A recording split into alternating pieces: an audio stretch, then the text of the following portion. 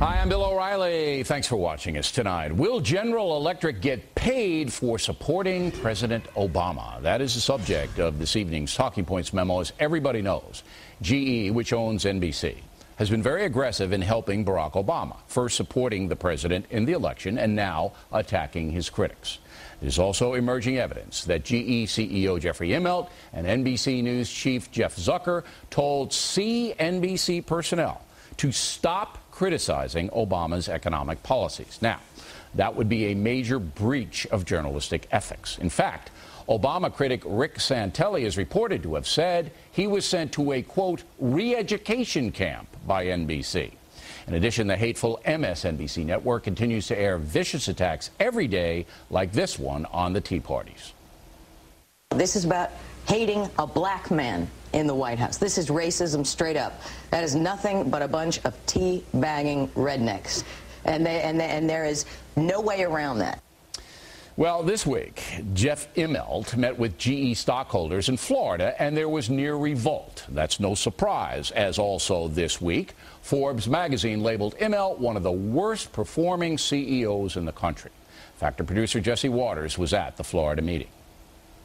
Last week on MSNBC, Janine Garofalo said that Americans who attended tea parties and were protesting high taxes and government spending were racist rednecks. She was not challenged by the anchor on MSNBC. Are you okay with that? And do you consider that a form of hate speech, sir? Again, we have not censored MSNBC. Again, my own personal beliefs aside, I believe that MSNBC has standards that they follow, and that's what we were saying. With all due respect, this is the kind of hate that MSNBC traffics in on a regular basis. Are you comfortable with this, and do you think that this hurts the GE brand? Again, we're in the network business. We are in the MSNBC business. We compete with Fox News and CNN and others. And again, I don't censor what they do or what they say, despite the fact that I might disagree with some of it, or much of it, some of the time. So do you condemn those statements? And then GE turned off the mic. Now, most CEOs would have stopped NBC's corruption a long time ago, but Immelt may be looking for a major payoff. According to reporting by the Washington Examiner, GE is heavily lobbying the Obama administration for bailout money.